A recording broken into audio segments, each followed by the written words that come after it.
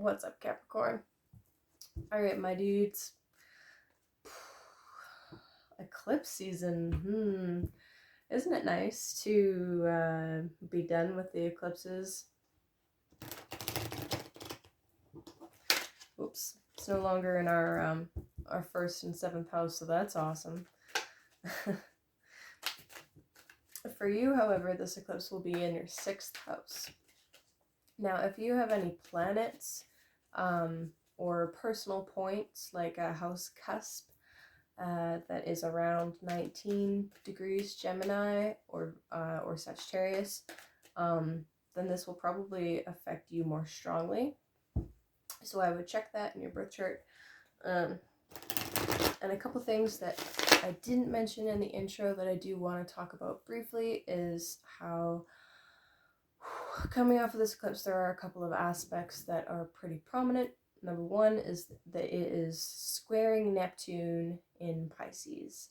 Now, this square, especially around the eclipse, and I mean already leading up to it, we're going to see a increase in lies, deception, propaganda, all of that stuff. So any information that you come across, make sure that you're double checking it and making damn sure that it's true, even from the truth community and the alternative media people, right?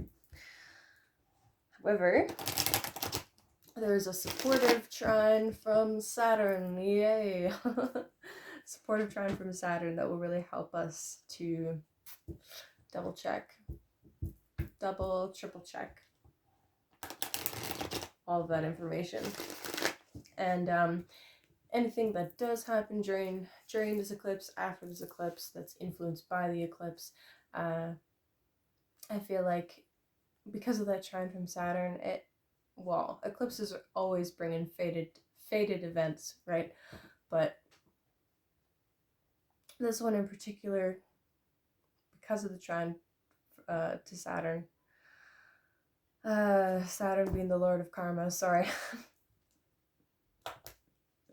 I didn't plan all of this to say, but because of the trine to Saturn, because he's the Lord of Karma and time and all of that wonderful stuff, and our chart ruler,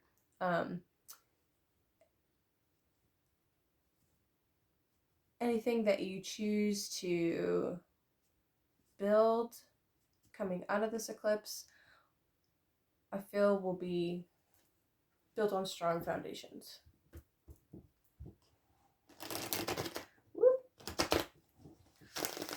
One last important aspect is Mercury. Yay! Mercury's in retrograde in Gemini still, and it will be invisible at the time of the eclipse, but within a couple of hours it'll go Kazemi, which means that it's coming off of that conjunction. And it's, speaking of fate, it's similar to like Hermes, right? He's flying through and whispering things in the king's ear and then coming out of there. So usually they say that you'll get a message on the eclipse or within a few months of the eclipse, but this one in particular, especially right around the eclipse, a few hours afterwards, spend some time alone, spend some time in meditation maybe, because you're quite, Ace of Pentacles, you're quite likely to get a message, and if you're if you're clairaudient or clairvoyant, or claircognizant, or any of the clairs or whatever, it's quite possible that you'll get something right around that time. Excuse me. Otherwise, you could get a message from a song, from a movie, from a video that you watched, from a conversation. Wow, another Ace of Swords. Download straight from the universe. Through a video that you're watching, a conversation that you overhear, a conversation with a friend. Maybe sit down with a journal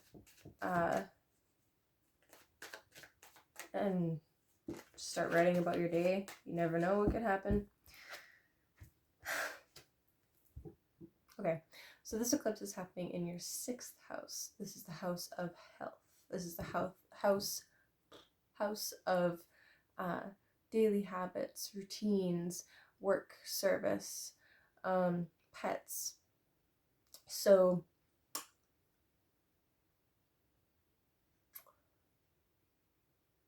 things in these areas will be influenced. I would suggest not starting any new, try not to implement anything new during this period. Wait until closer to the end of June, just because straight up eclipse energy is so hard to predict. But it's really unsettled energy. So pay attention to your health, pay attention to your routine. For me personally, I will be looking at like trying to listen to my body a little bit more and paring back some of the things that I do that aren't really working right now, or are getting in the way of me having some balance. This would be a good time to look at what your eating habits are. I mean, technically eating is 2nd house, but it's a habit, right? So, it fits. Typically eclipses bring endings, but it's making way for something new that's more in line with where you're supposed to go, what you're supposed to be doing this life. So that's my 2 cents. Okay, so your first 3 cards, wow, are the Star upright, Temperance reversed, and the Hierophant reversed. And at the bottom of the deck, we have the Ace of Pentacles.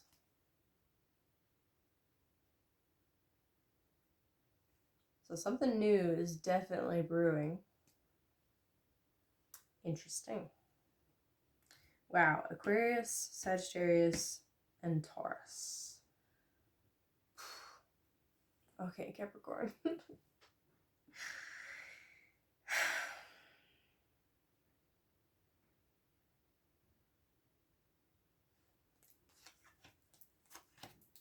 I gotta think about that for a second.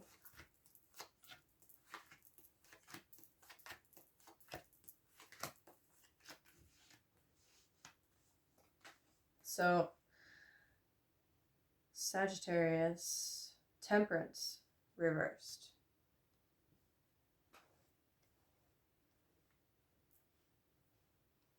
The Star upright, and the Hierophant reversed.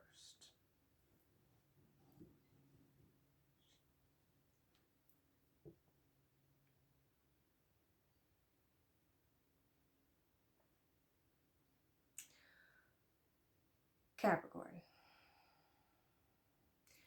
We've already gone through some very major eclipses on our ascendant-descendant axis. They've already caused some major shakeups globally, but probably personally as well. You're stepping into that purpose. You're shedding old traditions that don't align anymore, getting rid of beliefs and things that were toxic to you before, things maybe that you were eating that was toxic, beliefs that were toxic, ways of being that were toxic, traditional religions that were toxic and that caused shame, toxic shame. There's a lot of clearing of toxins. Make a wish. Make a wish. The thing with eclipses is that the lunar solar eclipse pair, it always happens in pairs, right? The solar the lunar eclipse in Sagittarius, that's your 12th house.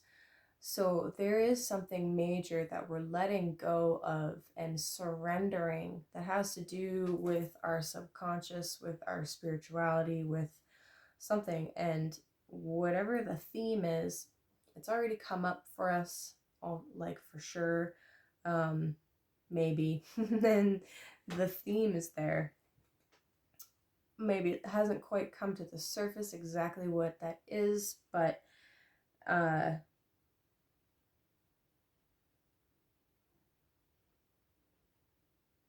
there's definitely something that we're going to need to let go of in order for whatever is new to come in. What's kind of interesting is the Hierophant reversed beside the star is amusing to me because we have Uranus in Taurus right now. So everything Taurus, everything that has to do with food, with our relationship to the earth, with our comforts, with our values, with money, is being shaken up to the extreme. And Capricorn, Taurus is our 5th house using whole sign astrology.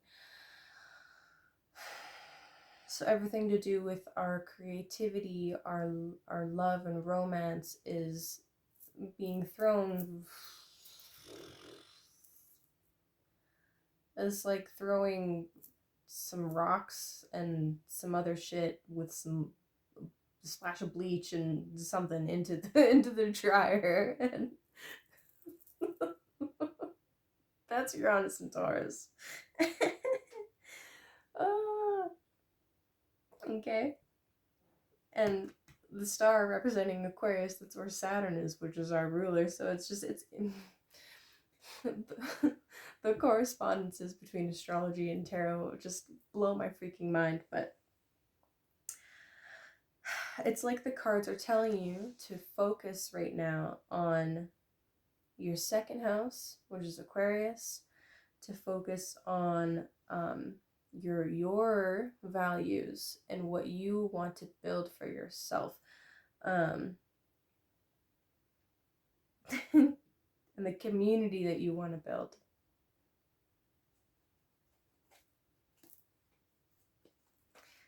Okay. So this is how this reading goes, all right? This is the main theme. And then we have first path, second path, not that you can see it, environment, psychological factors, and karma, outcome, and destiny.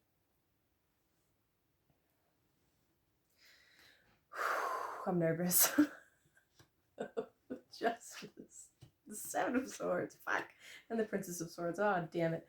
Okay, so first path, we have Justice. Lady Justice. The original title of this card was Adjustments. This is Libra energy, which is your 10th house. That's interesting because I was talking about what do you want to build for yourself. Relates to the 10th house too. But anyway, and the 7 of Swords and the Princess of Swords. Okay, so 7 of Swords is somebody using their wit, their intelligence, to... it's like there's this perfectly balanced thing, this perfectly balanced equation, and somebody kind of like just comes boop and fucks it up. It could be thievery, it could be deception, maybe not. Princess of Swords, however, reversed rapist on the other side of it. That's somebody that's immature. With the 7 of Swords, they lying. They lying and they spying. But this feels like some karmic justice is coming your way because of something that has already happened in the past. Now, justice or karmic justice, I want to emphasize and be very, very clear. It doesn't mean that, yeah, that bitch has got it coming to her. No. Real justice is you getting what you deserve. Okay, so if you have dealt with these wounds, you've dealt with whatever has happened in the past, real justice is you obtaining something that is actually what you deserve, something that you've worked for, that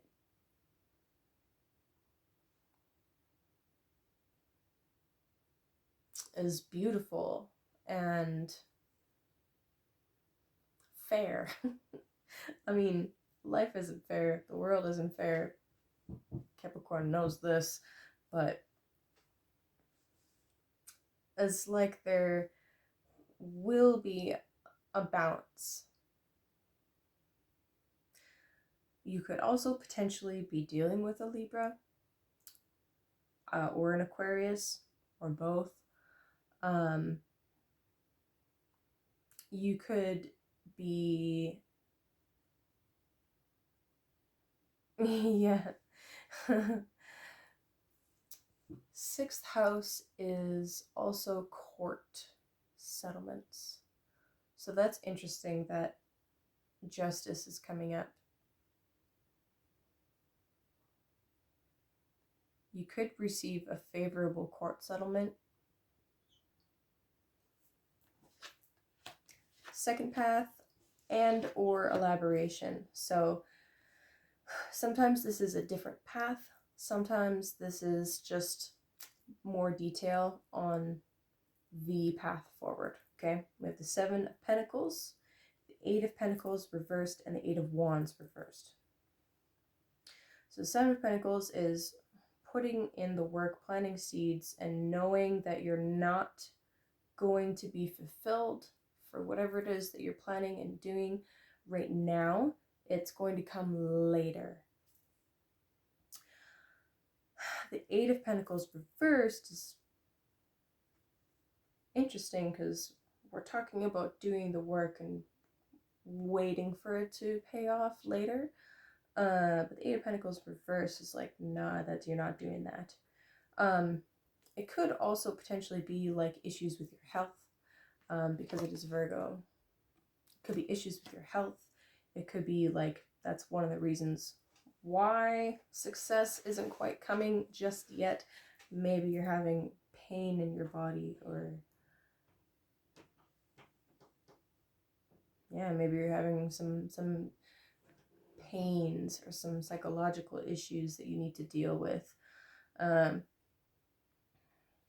Interesting actually that I mentioned trauma. This Seven of Swords over here, the deception and lies and mind fuckery, whatever has happened there, if something has happened psychologically, energetically, and you don't deal with it right away, which we usually don't, it could be showing up as physical pain in your body. And then Eight of Wands reversed. That's interesting, especially with what I said about Mercury and receiving messages. It could be that just communication is not going through, or you're trying to talk to somebody and it's just not panning out. That's another way that you could view Princess of Swords reversed as well, as communication is just not happening, or you're trying to talk to somebody over a great distance and it's just like not lining up. I'm dealing with that personally. Fuck. Yeah. And whoever it is that you're trying to talk to, they're a very untraditional, non-traditional type of person.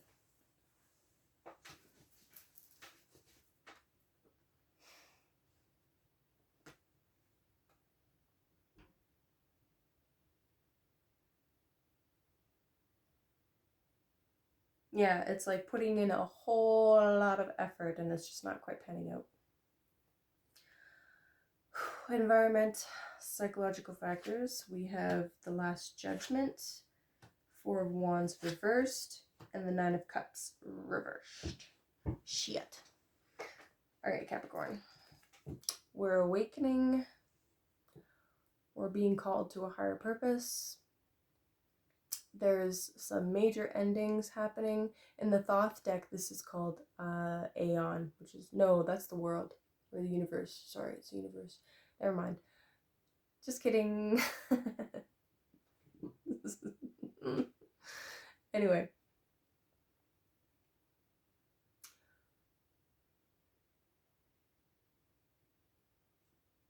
The Last Judgment, interesting. This is in the same position as Justice and the Star. So what I'm picking up from that is that, yes, you're following your higher calling, whatever your North Node and your Sun is telling you to do, you're fucking doing it, and that's great. But it's like you are receiving some kind of judgment that maybe has to do with some legal case, maybe not. It's not necessarily that specifically, but it's like you are making a call. And whatever that is, it's sacrificing a little bit of pleasure, a little bit of emotional fulfillment. It's sacrificing a little bit of stability, a little bit of you're not going straight for the quick and easy celebration. Classic Capricorn, classic Saturn. We're in it for the long haul. We're in it for something that's not just surface. We want something deeper, something purposeful, something that's not just a quick flash in the pan. We want the whole steak. We want the stew that's been on the counter for the whole fucking day, right? Capricorn, you're so cute. Outcome, Karma, Destiny. The Queen of Pentacles, fuck yeah, that's you. The King of Pentacles, and the Nine of Swords reversed. Aww. Capricorn. What the fuck? Okay. I don't think I've ever had a reading like this before for Capricorn. That's fucking beautiful. King and the Queen of Pentacles in the Karma, Outcome, Destiny. Just as I was literally talking about wanting something deep, something stable, something that isn't just a flash in the pan, pull these two right next to each other in the Karma, Outcome, and Destiny. That's fucking beautiful, Capricorn. Get out. Get the fuck out of here. Also, try not to be so much in your head. Try not to be overthinking things. And I feel like something may happen that will allow that to ease a little bit. Oh, Capricorn.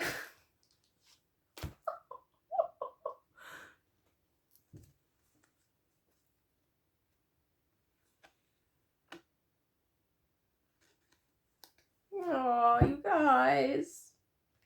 So you know how I was saying, like, real justice isn't them getting what they deserve, it's you accepting what you deserve. That's what I see happening here. This is a divine union. There's no other way to say it. You have to work for it, though. It's not just gonna land in your lap. It's something that you're going to have to put in serious effort for.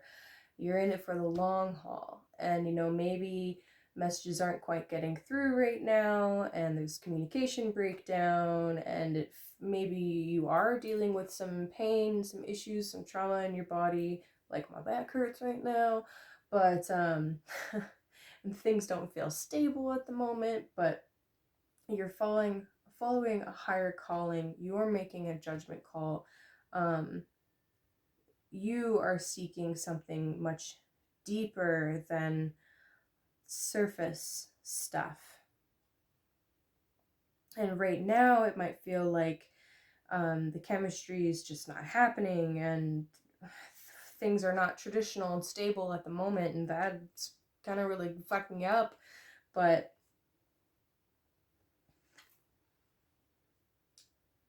hopes and wishes and dreams and gains and inventions, and the Ace of Pentacles is at the bottom of the deck. This is the most beautiful reading I've had for anybody. What the fuck?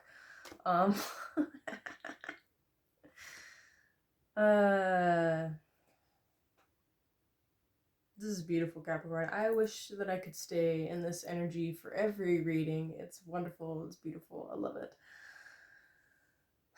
I don't see any way that you can fuck this up, except for if you were to obsess over how things aren't turning out exactly how you want it to right now.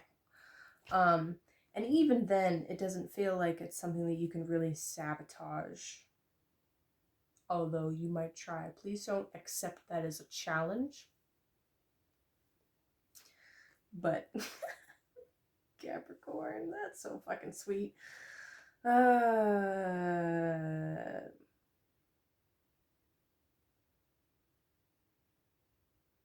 This is the kind of reading that really like hammers home the point of